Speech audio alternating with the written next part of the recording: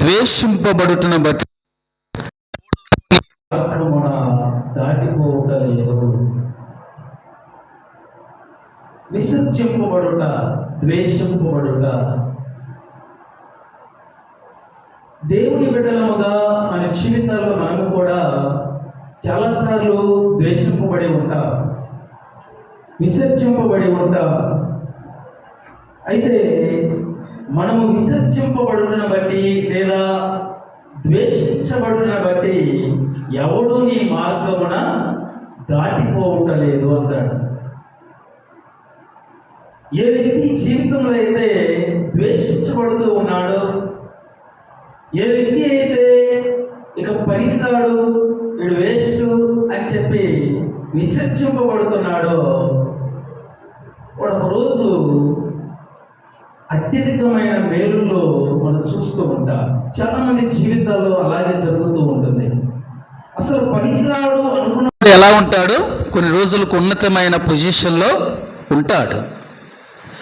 మనుషులు ఒకవేళ నిన్ను ద్వేషించవచ్చు, మనుషులు నిన్ను విసర్జించవచ్చు, కానీ దేవుడు నిన్ను మనుషులు ద్వేషించిన దానిని ఏం చేస్తాడట? హెచ్చిస్తాడు. ఏ మనుష్యుడైతే ద్వేషించబడతాడో, ఏ మనుష్యుడైతే విసర్జింపబడతాడో ఆ మనుష్యుడు ఖచ్చితంగా ఆశీర్వదించబడతాడు. వాక్యములో కూడా అనేక మంది భక్తులు మన జీవితాలు తెలుసు. యేసేపు జీవితము విసర్జింపబడ్డాడు, ఎలా ఉన్నాడు? ఉన్నతముగా ఆశీర్వదించబడ్డాడు. దావీదు విసర్జింపబడ్డాడు, ఉన్నతముగా ఆశీర్వదించబడ్డాడు. ఇలాగ భక్తుల జీవితాల్లో చాలామంది విసర్జింపబడ్డారు, ద్వేషించబడ్డారు, పనికిరాని వారిగా చూడబడ్డారు. కానీ తర్వాత వారి జీవితాలు చూస్తే ఉన్నతముగా దీవించబడ్డాయి. చాలాసార్లు మన జీవితాల్లో కూడా ఎలా అనిపిస్తుందంటే,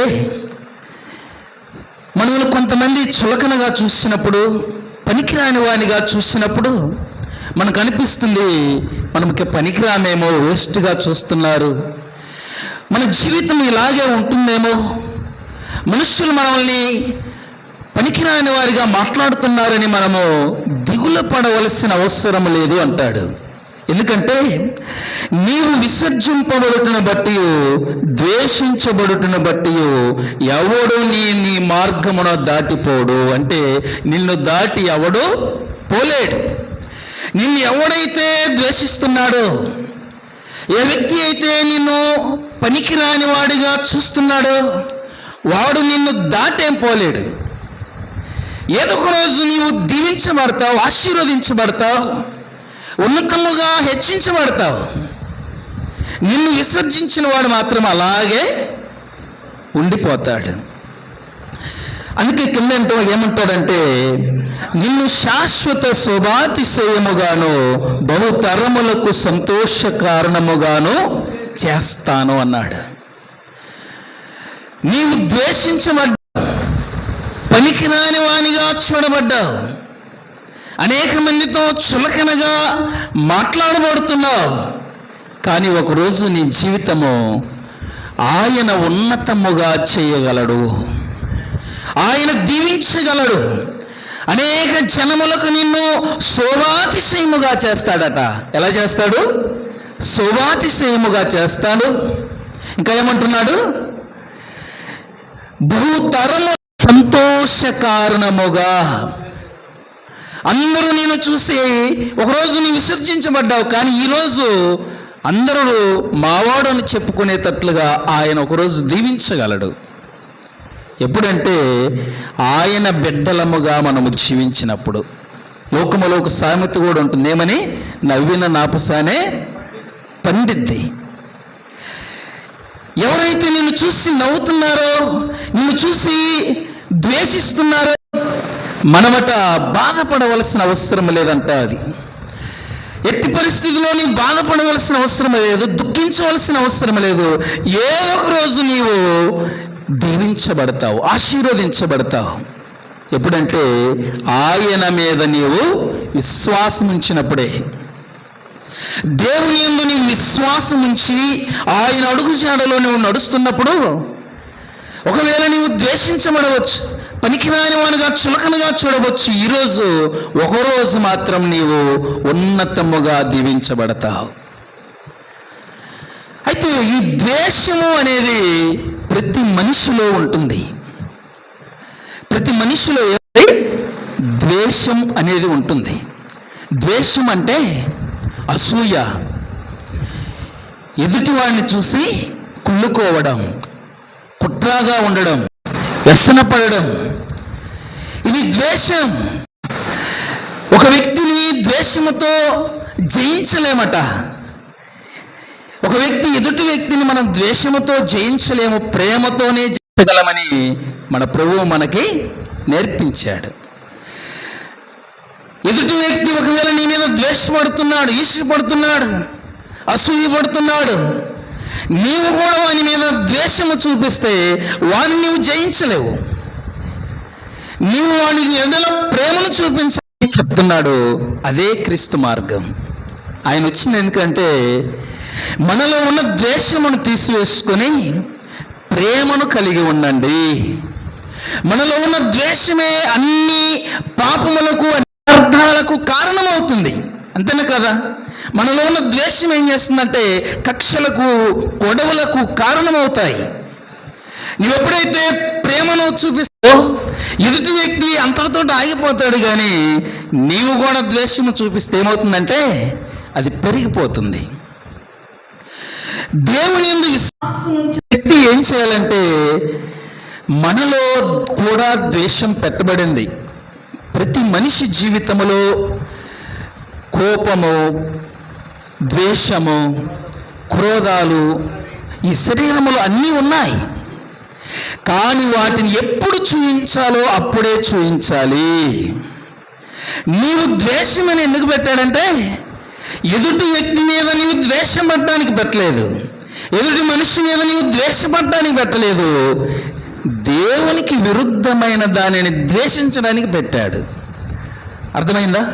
అంటే మనలో ఎందుకు ద్వేషం పెట్టాడంటే దేవునికి విరుద్ధమైనది ఏదైనా ఉందనుకో దానిని ద్వేషించమని పెట్టాడు. కానీ మనం ఏం చేస్తున్నామంటే మన సహోదరుని ద్వేషిస్తున్నాం. ఆ ద్వేషాన్ని ఏం చేస్తున్నాం? ఇంకో రీతిగా వాడుతున్నాం. ఇప్పుడు కత్తి ఉందండి, ఒక చాకు ఉంది. చాకుతోటి కూరగాయలు కోయచ్చు. చాకు లేని పని అవుతుందా? అన్ని పనులు, కూరగాయలు కోయాలన్నా, కేక్ కట్ చేయాలన్నా, ఏది చేయాలన్నా చాకు అవసరమే. అదే కత్తితో ఒక మనిషిని పొడిచి కూడా చంపొచ్చు. అంతేనా కదా? ఆ కత్తి అనర్థానికి కూడా దారితీస్తుంది. నువ్వు క్రమముగా దాన్ని ఎలా వాడాలో, కత్తిని వాడితే చాకుని ఏ విధముగా వాడాలో అలా ఇచ్చాడు. ఆ చాకుని ఎలా వాడడానికి మనకు ఉపయోగకరముగా కూరగాయలు కట్ చేసుకోవడానికో లేక ఇంకోటి అవసరానికి వాడుకోవడానికి ఇచ్చాడు. కానీ దానిని తీసుకొని ఎదుటి మనిషిని పొడవమని ఇవ్వలేదు. అలాగే ద్వేషం అనేది కూడా మనలో పెట్టాడు దేవుడు. ఈ ద్వేషం ఎందుకు పెట్టాడంటే దేవునికి విరుద్ధమైన పాపమును చూసినప్పుడు దానిని ద్వేషించడానికి. దేవునికి విరుద్ధమైన పాపము ఉన్నదనుకోండి, దాన్ని చూసి ఏం చేయాలట? ద్వేషించాలి. అందుకే ఏమంటాడంటే పౌలు గారు ఏమంటాడు? దేవునికి విరుద్ధమైన వాటన్నిటిని నేను పెంటతో సమానముగా ఎంచుకున్నాను, ద్వేషిస్తున్నాను. పెంటను చూసి చీ అని ద్వేషించి వెళ్ళిపోతున్నాను. ఎందుకని? అది దేవునికి విరుద్ధమైనది.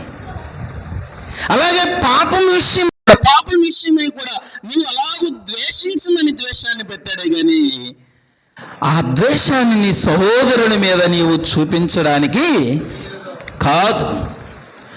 కాబట్టి వాక్యములు సెలవిచ్చిన రీతిగా నీలో ఉన్న ద్వేషం అనేది ఇతరుల ఎడల నీవు చూయించకూడదు. ఒక పాయింట్. రెండో పాయింట్, నీవు ద్వేషమును చూయించకుండా ప్రేమనే కలిగి ఉన్నావు, కానీ ఎదుటివాడు మాత్రం నీ మీద ద్వేషపడుతున్నాడు. ఎదుటివాడు మాత్రం నీ మీద ద్వేషపడుతున్నాడు, ఈర్ష్యపడుతున్నాడు, అసూయగా జీవిస్తూ ఉన్నాడు. అయితే వాక్యం ఏమంటుందంటే, వాని మీద నీవు మరలా ద్వేషపడవద్దు, వాని మీద నీవు ప్రేమను చూపించమంటాడు.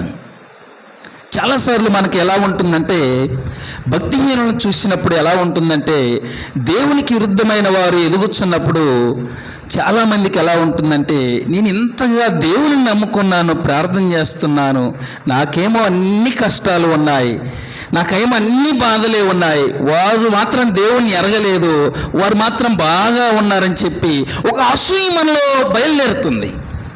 అంతేనా కదా? భక్తిహీనుని చూసినప్పుడు మనమట వారిని చూసి అలాగ ఆలోచన చేయకూడదు, అసూయ పడకూడదు, ఈర్ష్య పడకూడదు. ఆ మాట రాయబడింది కీర్తనల గ్రంథం 37వ అధ్యాయంలో రాయబడింది. చూడండి ఆ మాట, 37, 35.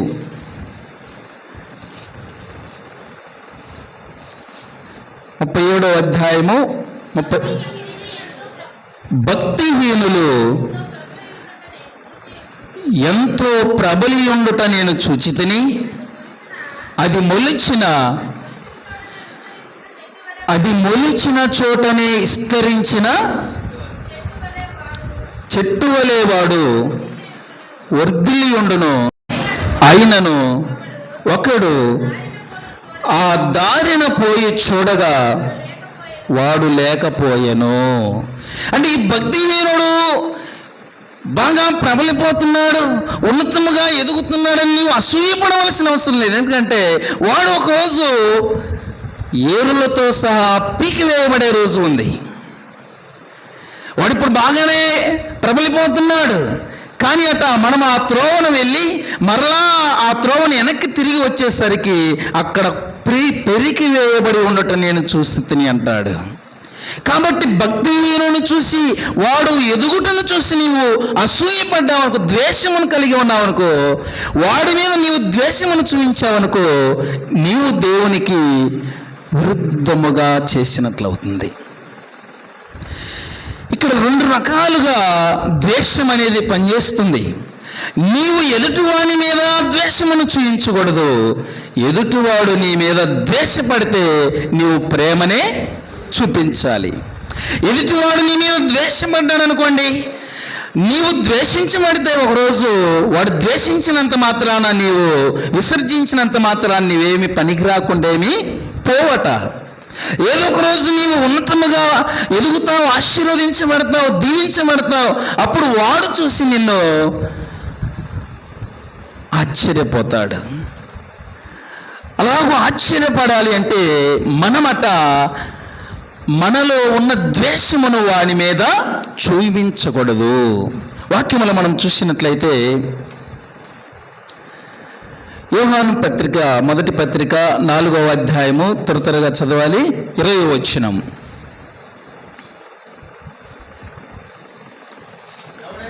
ఎవడైనను నేను దేవుణ్ణి ప్రేమించుచున్నానని చెప్పి తన సహోదరుని ద్వేషించిన ఎడల అతడు అబద్ధికుడవుతాడు. ఎవరైనాను నేను దేవుని ప్రేమించుచున్నానని చెప్పి తన సహోదరుని ద్వేషించాడు అనుకో, వాడు ఏమవుతాడట? అబద్ధికుడే, నిజంగా అబద్ధికుడే. ఎందుకంటే తన సహోదరుని ద్వేషిస్తున్నాడు, దేవుని ఎందుకు వచ్చి ఆయన్ని మాత్రం ప్రేమిస్తున్నానని చెప్తున్నాడు. వాడు అబద్ధికుడు అని వాక్యం రాయబడి ఉంది. ఇంకో మాట రాయబడింది చూడండి, 3వ అధ్యాయం, అదే మొదటి యోహాను పత్రిక 3వ అధ్యాయం 15వ వచనం. తన సహోదరుని ద్వేషించువాడు నరహంతకుడు. ఏమని రాయబడి ఉంది? తన సహోదరుని ద్వేషించువాని గురించి నరహంతకుడు అని రాయబడి ఉంది, అబద్ధికుడు అని రాయబడి ఉంది. ఇంకో మాట ఏమని రాయబడింది చూడండి, 2వ అధ్యాయం 9వ వచనం, అదే మొదటి పత్రిక. దేవుని మూలముగా పుట్టిన 2వ అధ్యాయం, మొదటి యోహాను పత్రిక 2వ అధ్యాయం 9వ వచనం. వెలుగులో ఉన్నానని చెప్పుకొనొచ్చు సహోదరుని ద్వేషించువాడు ఇప్పటికి ఎలా ఉన్నాడట? చీకట్లోనే ఉన్నాడు. నేను సహోదరుని ద్వేషిస్తూ నేను దేవుణ్ణి ప్రేమిస్తున్నానని చెప్తే నేను ఎక్కడున్నట్లట? ఇంకా చీకట్లోనే ఉన్నట్లే, వెలుగులోకి వచ్చినట్లు కాదు, వెలిగించబడినట్లు కాదు. అంటే ద్వేషము అనేది మనము సహోదరుల మీద, మనుషుల మీద చూపించకూడదు. ఈ ద్వేషం అనేది మనిషిలో తీసివేయడానికే పరలోకము నుండి ఆయన ఈ లోకానికి వచ్చాడు.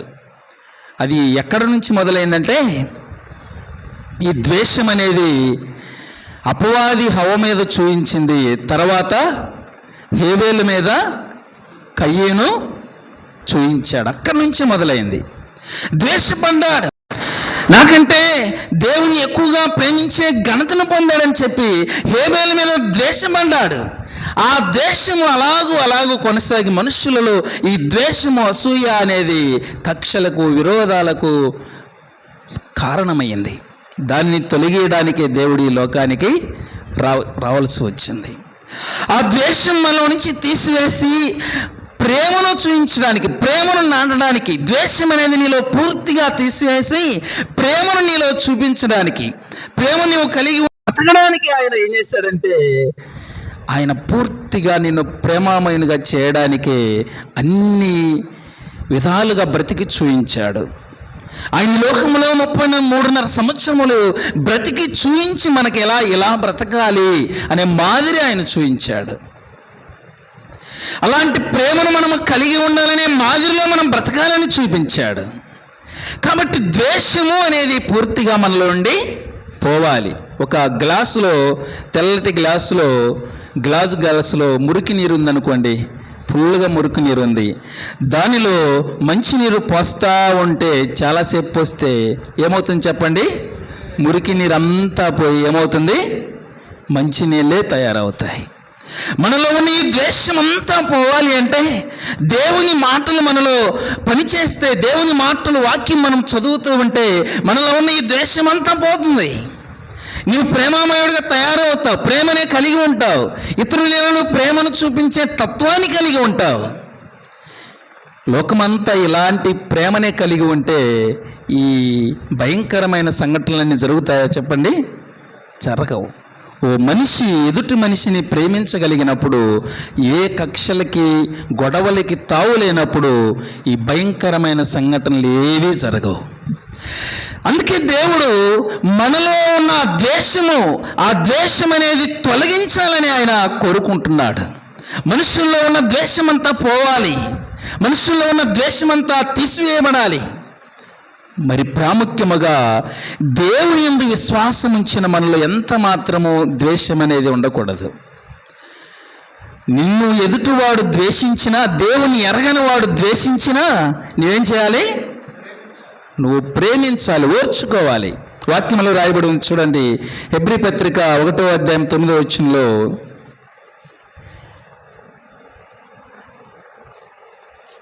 లూకాసు వార్త 21వ అధ్యాయము 17వ వచనం చదవండి. 21:17 త్వరగా.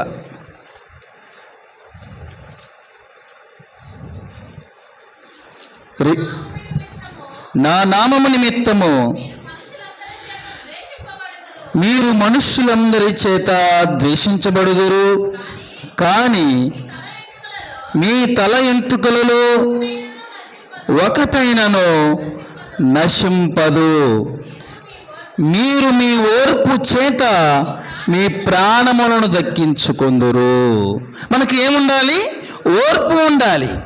మనల్ని ఇతరులను ద్వేషించినప్పుడు మనలో ఏముండాలి? ఓర్పు అనేది ఉండాలి. ఈ ఓర్పు అనేది లేకుండా నువ్వు కూడా కక్కేసావనుకో, టకటక ఏమవుతుంది? గొడవ అవుతుంది. దేవుని యందు విశ్వాసం ఉంచిన వాళ్ళు ఉండవలసిందేంటి? ఓర్పు. అలాగే లూకాసు వార్త 6వ అధ్యాయం 27వ వచనంలో రాయబడి ఉంది,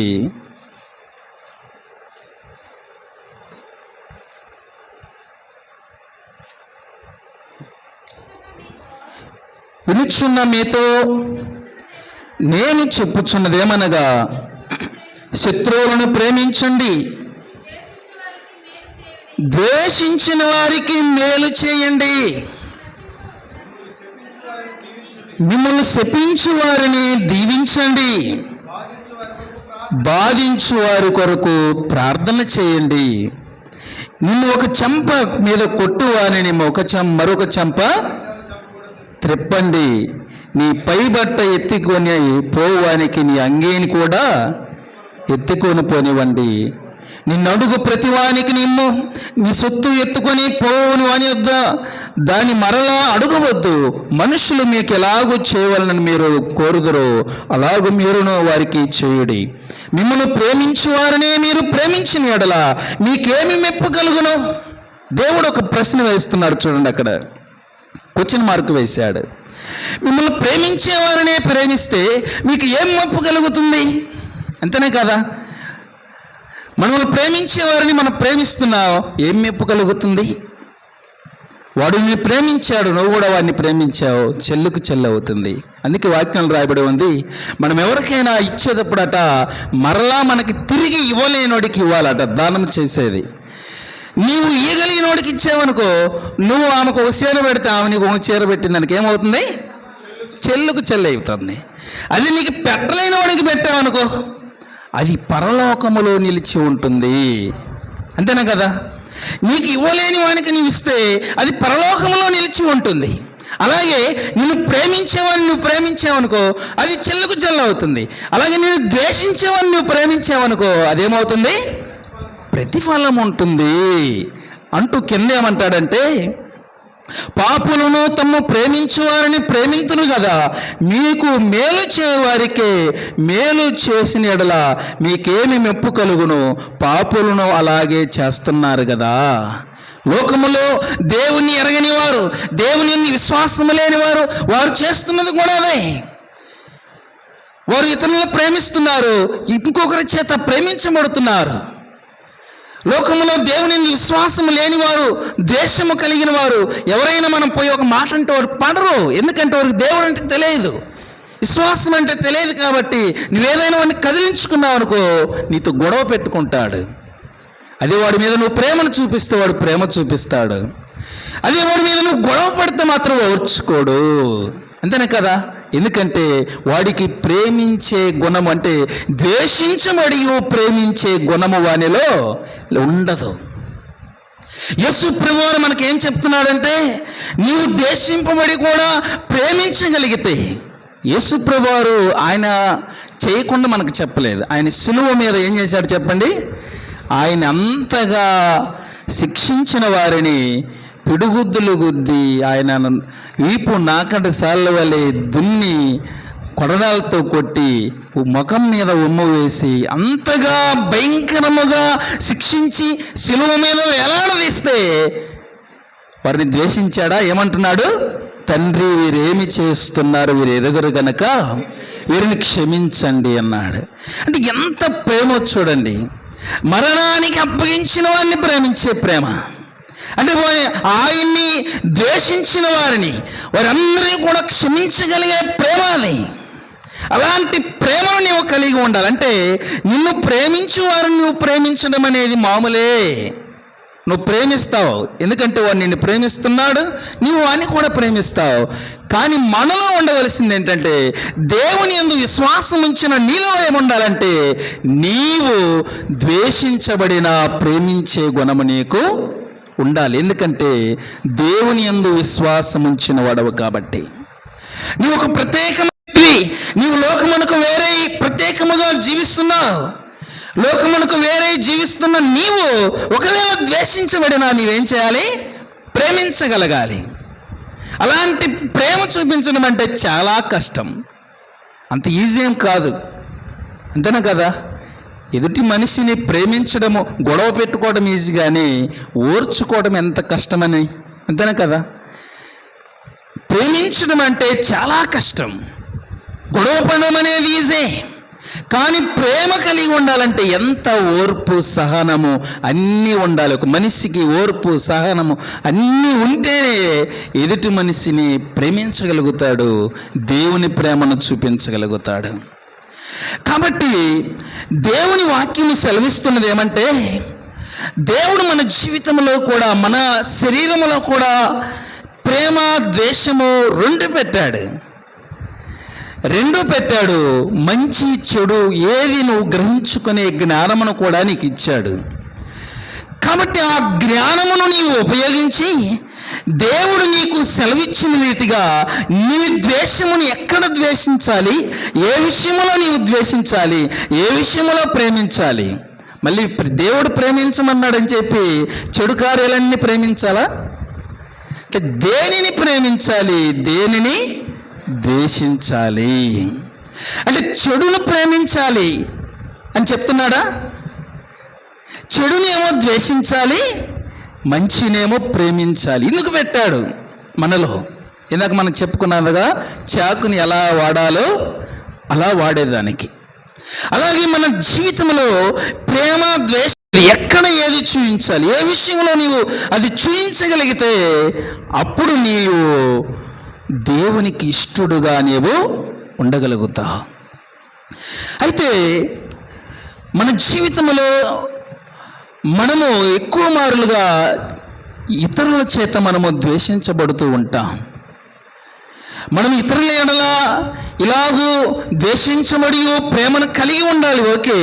కానీ ఎక్కువసార్లు మన జీవితంలో ఏం జరుగుతుందంటే ఇతరుల చేత ద్వేషించబడుతూ చులకన భావముగా చూడబడుతూ పనికి రాని వారిగా కొన్నిసార్లు మనల్ని చూస్తారు.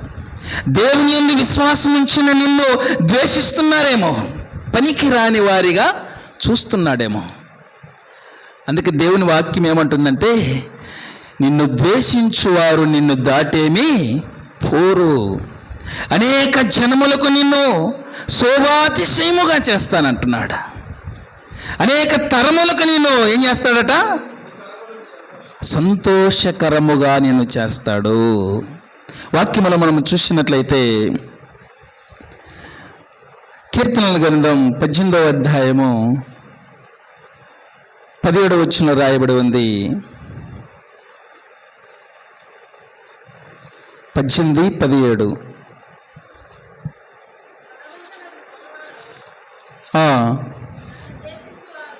నన్ను ద్వేషించువారు నాకంటే బలిష్ఠులై ఉండగా వారి వశము నుండి ఆయన నన్ను రక్షించెను. ఇక్కడ ఏమని రాయబడింది? దావీదు చెప్తున్నాడు, బలవంతులకు పగవారు నన్ను ద్వేషించువారు, నాకంటే బలవంతులు, నాకంటే బలవంతులుగా ఉన్నవారు నన్ను ద్వేషిస్తున్నారు. అయితే నాకంటే బలిష్ఠులై ఉండగా వారి వశము నుండి ఆయన నన్ను రక్షించాను. నీవు ద్వేషించబడినా, నీకంటే బలము కలిగిన వారు నిన్ను విసర్జించినా, తీసివేసినా, పనికిరాని వానిగా చూసినా నిన్ను కాపాడేది ఎవరు? ఎవరు కాపాడుతున్నారు? దేవుడు కాపాడుతున్నాడు. ఆయన నిన్ను రక్షిస్తాడు. ఒకరోజు నిన్ను ఆశీర్వదిస్తాడు, దీవిస్తాడు, ఉన్నతముగా నీ జీవితాన్ని ఆశీర్వాదకరముగా మారుస్తాడు. అనేక జనములు నిన్ను చూసినప్పుడు ఈడ ఇలా తయారయ్యాడా అనుకుంటారు. చాలామందిని అలా మన కళ్ళ ముందు కనిపిస్తుంటారు. ఒకప్పుడు ఎందుకు పనికిరాని వారిగా ఉన్నవారు ఉన్నతముగా దీవించబడిన వారు చాలామంది ఉన్నారు. మనుషులందరూ విసర్జిస్తారు, పనికిరాని వాడిగా చూస్తారు. అయితే దేవుడు వాడిని లేపుతాడు. ఒక వ్యక్తి పనికిరాని వాడిగా చూడబడుతున్నాడంటే, ద్వేషించబడుతూ ఉన్నాడంటే ఒకరోజు వాడు దీవించబడతాడని గుర్తుపెట్టుకోండి. ఏ వ్యక్తి అయితే పనికిరాని వాడిగా విసర్జింపబడుతున్నాడో, పనికిరాని వాడిగా ద్వేషించబడుతూ ఉన్నాడో వాడు ఒకరోజు ఉన్నతముగా దీవించబడతాడనేది మనము గుర్తుపెట్టుకోవాలి. మన జీవితాల్లో అయినా ఒకవేళ మనం ద్వేషించబడుతున్నా, పనికిరాని వారిగా చూడబడుతున్నా, మనల్ని కూడా దేవుడు ఏం చేస్తాడంటే నీ విషయంలో కాకపోవచ్చు, నీ పిల్లల జీవితంలోనైనా దీవిస్తాడు. మరి నా జీవితంలో అంత అవకాశం లేదని నువ్వు అనుకోవచ్చు, నీ పిల్లల జీవితంలోనైనా అలాగూ దీవించబడవచ్చు, ఆశీర్వదించబడవచ్చు. ఎందుకంటే అలాంటి సందర్భాలు వాక్యాల్లో కూడా చాలా ఉన్నాయి, భక్తుల జీవితాల్లో కూడా చాలా ఉన్నాయి. ద్వేషించబడిన వారే ఉన్నతముగా సింహాసనాలను అధిష్ఠించారు, సింహాసనములను ఏలారు. మనములు కూడా మన జీవితాల్లో కూడా అలాగూ ద్వేషించబడుతూ ఉన్నప్పుడు మనము సహనాన్ని ఎక్కడ కోల్పోకూడదు. దేవుని యందు విశ్వాసమును మాత్రమే ఉంచాలి. వాక్యములు మనం చూసినట్లయితే ఆదికాండం 29వ అధ్యాయము 31వ వచనం రాయబడి ఉంది. ఆదికాండం 29వ అధ్యాయం 31వ వచనం.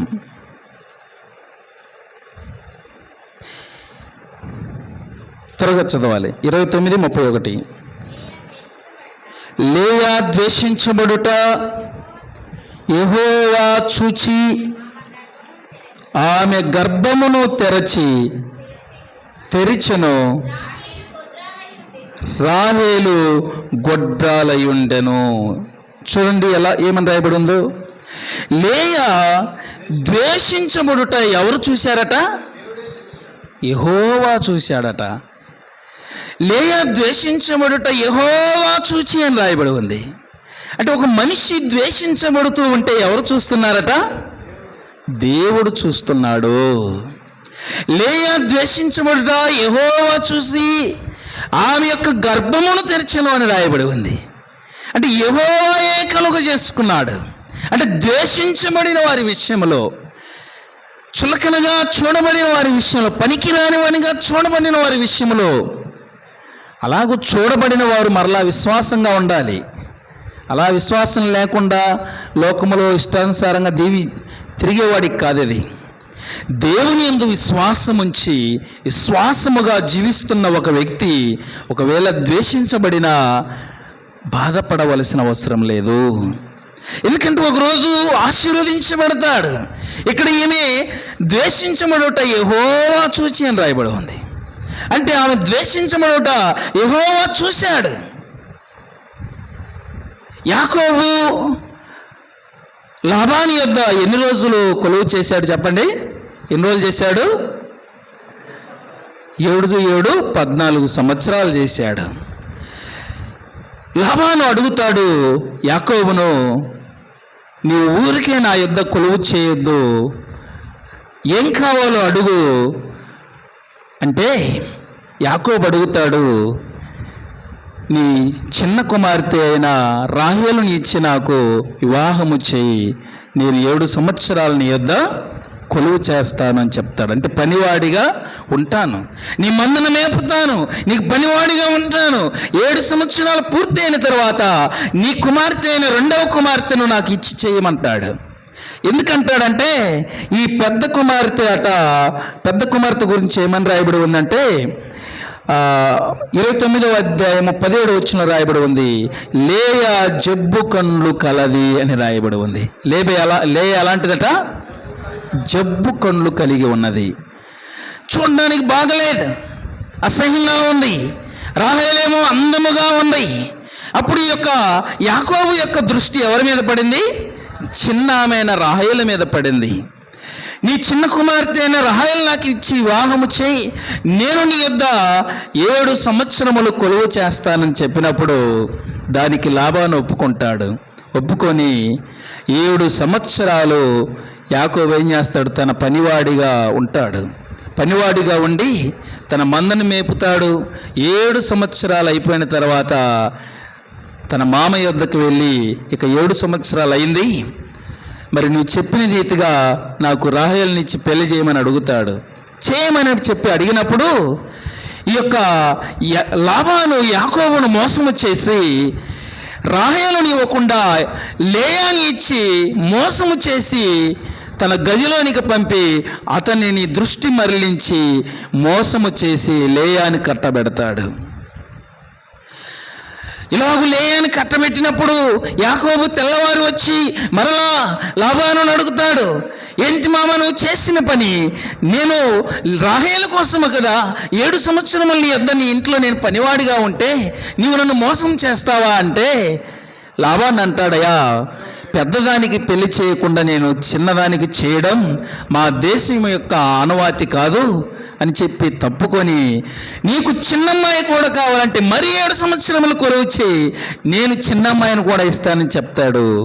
అలాగూ 14 సంవత్సరాలు కొలువు చేయించుకుంటాడు, పనివాడిగా ఉంటాడు. సరే, అలాగూ పనివాడిగా ఉండి రాహేలు కూడా సంపాదించుకుంటాడు, తన భార్యగా చేసుకుంటాడు. అయితే ఇక్కడ జరిగిన విషయం ఏంటంటే, వాక్యములో రాయబడి ఉంది, యాకోబట లేయా కంటే రాహేలును ఎక్కువగా ప్రేమించెను అని రాయబడి ఉంది. ఏమని రాయబడి ఉంది? లేయా కంటే రాహేలునే ఎక్కువగా ప్రేమిస్తున్నాడు. ఎందుకంటే లేయా జబ్బు కళ్ళు కలిగింది కదా, చూడడానికి బాగలేదు కదా అని చెప్పి తన యొక్క చెల్లి అయిన రాహేలును మాత్రం విపరీతంగా ప్రేమిస్తున్నాడు. ఏమేమో ద్వేషించబడుతుంది, భర్తతో ద్వేషించబడుతూ ఉంది లేయా. ఏ వ్యక్తి అయితే ద్వేషించబడుతుందో ఆ వ్యక్తి దేవుడితో ప్రేమించబడుతుంది. ఏం జరుగుతుంది చెప్పండి? మనుషులు దేనిని ద్వేషిస్తున్నారో దానిని దేవుడు ప్రేమిస్తున్నాడు. మనుషులు ప్రేమించిన దానిని దేవుడు ద్వేషిస్తున్నాడు. అక్కడ మనం చూసినట్లయితే లేయా ద్వేషించబడినది దేవుడు ప్రేమించాడు, ఆమె గర్భమును తెరిచాడు. రాహేలును యాకోబు ప్రేమించాడు, దేవుడు పక్కన పెట్టాడు, ఆమె గొడ్రాలుగా కొంతకాలం కొనసాగింది. అంటే ఇక్కడ అర్థమవుతున్న విషయం ఏంటంటే, మనుషులు దేనిని ద్వేషిస్తారో దానిని దేవుడు ప్రేమిస్తున్నాడు. అంతేనా కదా? మనుషులు ద్వేషించిన దాన్ని దేవుడు ప్రేమిస్తున్నాడు, మనుషులు ప్రేమించే వాటిని దేవుడు ఏం చేస్తున్నాడు? ద్వేషిస్తున్నాడు. అందుకనే దేవుని కంటే మనం ఎక్కువగా దేనిని ప్రేమించకూడదు అనేది. అందుకే నీవు ఎక్కువగా దేవుని కంటే దేనినైతే ప్రేమిస్తావో దాన్ని దేవుడు ద్వేషిస్తాడు. దేవుని కంటే నీవు ఒకవేళ ఈ లోకం సంబంధమైన వాటిని దేని ఎడలని నీకు ప్రేమ కలిగి ఉన్నావనుకో, దేవుని కంటే దాని మీద నీకు మమకారం ఉందనుకో, ప్రేమ కలిగి ఉన్నావనుకో, దేవుడు ఏం చేస్తున్నాడు? దాన్ని ద్వేషిస్తాడు. అందుకే ఆయనకి మొదటి ప్రిఫరెన్స్ మనం ఇవ్వాలి, ఆయనకి మొదటి ప్రయారిటీ ఇవ్వాలి. దేవుని కంటే దేనిని మనము ప్రేమించకూడదు, ఆయన తర్వాతే దేనికైనా మనము అవకాశం ఇవ్వాలి. ఎందుకంటే నువ్వు ఒకవేళ దేవుని కంటే ఎక్కువగా ప్రేమిస్తే దాన్ని మన యొద్ద నుండి కొన్నిసార్లు దూరం కూడా చేస్తాడు కదా. మనం ఎక్కువగా దేన్నైనా ప్రేమించి చూడండి, ఒక్కోసారి దూరం కూడా అవుతుంది. కాబట్టి దేవుని కంటే దేనిని మనం ఎక్కువగా ప్రేమించకూడదు. ఇక్కడ యాకోబు జీవితంలో జరుగుతుంది ఏంటంటే, యాకోబు లేయాను ద్వేషిస్తున్నాడు, తన మొదటి భార్యను ద్వేషిస్తున్నాడు, రెండవ భార్యను రాహేలును మాత్రం ఏం చేస్తున్నాడు? ప్రేమిస్తున్నాడు. దేవుడు మాత్రం దానికి ఆపోజిట్గా రాహేలును ద్వేషించాడు, లేయాను ప్రేమించాడు, ఆమె గర్భమును తెరిచాడు. అని అక్కడ రాయబడి ఉందని చూడండి. దేవుడు లేయా యొక్క ఏం చేశాడట? లేయా ద్వేషించబడుట యెహోవా చూచి. ఏం జరిగింది? లేయా ద్వేషించబడుట యెహోవా చూచాడు. లేయా ద్వేషించబడుట యెహోవా చూచాడు. మన జీవితంలో కూడా నీవు ఒకవేళ ద్వేషించబడితే ఎవరు చూస్తారు? దేవుడు చూస్తాడు. మనుషులు నిన్ను ఎప్పుడు ద్వేషిస్తూనే ఉంటారు, మనుషులు ఎప్పుడు ద్వేషిస్తూనే ఉంటారు. మనం బాగున్నా ద్వేషిస్తారు, మనం బాగా ఎదుగుతున్నా ద్వేషిస్తూనే ఉంటారు. నీ ముందు నటించిన పక్కకు పోయి మాత్రం ఖచ్చితంగా ఏదో ఒకటి అంటాడు. మనుషుల స్వభావం అది. నీ ముందు మంచిగా నటించిన పక్కకు పోయి ఏదో కామెంట్ చేస్తాడు మనిషి. కానీ దేవుడు నీవు విసర్జింపబడిన బట్టి, నీవు ద్వేషించబడిన బట్టి నీవు బాధపడవలసిన అవసరం లేదు, దేవుడు చూస్తున్నాడు అని వాక్యం రాయబడి ఉంది. కాబట్టి ఈ ద్వేషము విషయంలో, ఈ ద్వేషము అనేది ఇతరులు నిన్ను ద్వేషించినప్పుడు ఏం చేయాలి? ఇతరులు నిన్ను ద్వేషించినప్పుడు ఏం చేయాలి? నువ్వు మరలా వాడిని ద్వేషించకుండా ప్రేమించాలి. నిన్ను ఎవరైనా ఇతరులు ద్వేషించినప్పుడు నువ్వు ప్రేమించాలి. నీవు ఇతరులను కూడా నువ్వేం చేయకూడదు? ద్వేషించకూడదు. ఈ రెండు చేయాలి. ఈ ద్వేషం విషయంలో ఏం చేయాలి? మనల్ని ద్వేషించిన వారిని మనం మరలా రిటర్ను ద్వేషించకూడదు, మనం ఇతరులను ద్వేషించకూడదు. ఈ ద్వేషం అనేది మనలో ఉంది. అయితే దానిని ఎక్కడ ద్వేషించాలో అక్కడ వాడాలి. అర్థమైందా? దేవుడు మన జీవితంలో ద్వేషము అనే దానిని ఎందుకు పెట్టాడు, ద్వేషం అనే దానిని ఎందుకు మన జీవితంలో ఉంచాడు అనేది ఇంకా మన వాక్యంలో చూసినట్లయితే హెబ్రీ పత్రిక 1వ అధ్యాయం 9వ వచనం రాయబడి ఉంది చూడండి. హెబ్రీ 1:9.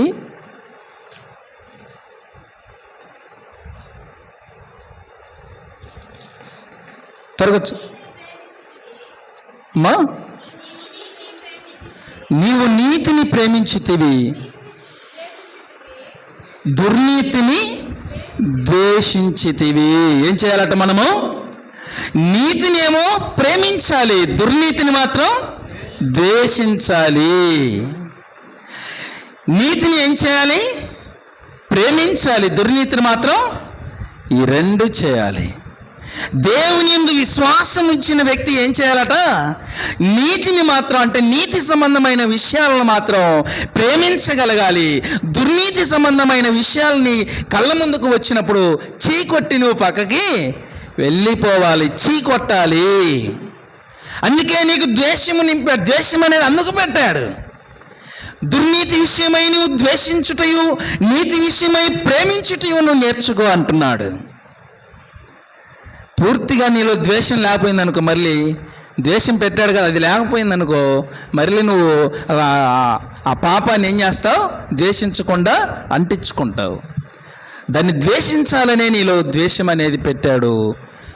కాబట్టి నీతిని మాత్రం మనం ఏం చేయాలట? ప్రేమించాలి, దుర్నీతిని మాత్రం ద్వేషించాలి. ఇది చేయగలగాలి. దేవుని యందు విశ్వాసం ఉంచిన మన జీవితాల్లో మనం చేయవలసింది ఏంటంటే, ఈ ద్వేషము విషయములు చాలా జాగ్రత్తగా ఉండాలి. ఇది ఎందుకంటే మానవుడు పుట్టినప్పుడు ఆదిలోనే ఇది మానవుల్లో చొరబడింది. అప్పటి నుంచి ఇది మనుషులందరిలో ఇది సంక్రమించింది. ఏం సంక్రమించిందంటే ద్వేషం అనేది. ఆ ద్వేషము ద్వారానే మనిషి పాపిగా తయారయ్యాడు. ఆ ద్వేషము తొలగించడానికే ఈ లోకమునకు ప్రభువైన యేసుక్రీస్తు రావలసి వచ్చింది. ద్వేషము నీలో నిండుకుని ఆ ద్వేషమంతా తీసివేసి ప్రేమను నింపడానికి ఆయన రావాల్సి వచ్చింది. కాబట్టి దేవుని యందు విశ్వాసం ఉంచిన మనము ద్వేషము అనేది కలిగి ఉన్నాం. ఈ దేని విషయంలో మనం ద్వేషించాలి, దేనిని మనం ప్రేమించాలి అనేది మనము నేర్చుకోవాలి. ఇతరులు నిన్ను ఒకవేళ ద్వేషిస్తే వారిని మనం ఏం చేయాలి? ప్రేమించాలి. ఎవరైనా నువ్వు ఇతరులను మాత్రం ఎప్పటికీ ద్వేషించకూడదు. ఈ రెండు మనం చేయగలిగితే ఎక్కడ దేవునికి విరుద్ధముగా నీవు ఉండవు. కాబట్టి దేవుని యందు విశ్వాసం ఉంచిన మనము ఇలాగూ నీతి విషయమై ప్రేమించు వారిగాను, దుర్నీతి విషయమై ద్వేషించు వారముగాను ఉందుముగాక. ఆమేన్. తలలు వంచి ప్రార్థన చేద్దాం. ఒక్కొక్కరిగా అందరమును సమయం ఉంది కాబట్టి ఒక్కొక్కరిగా ప్రార్థన చేద్దాం.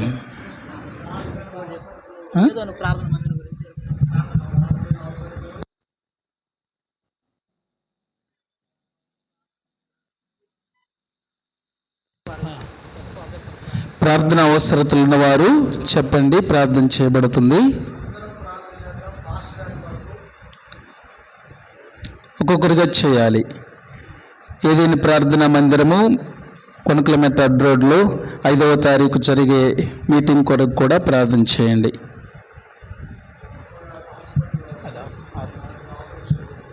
ఆపు.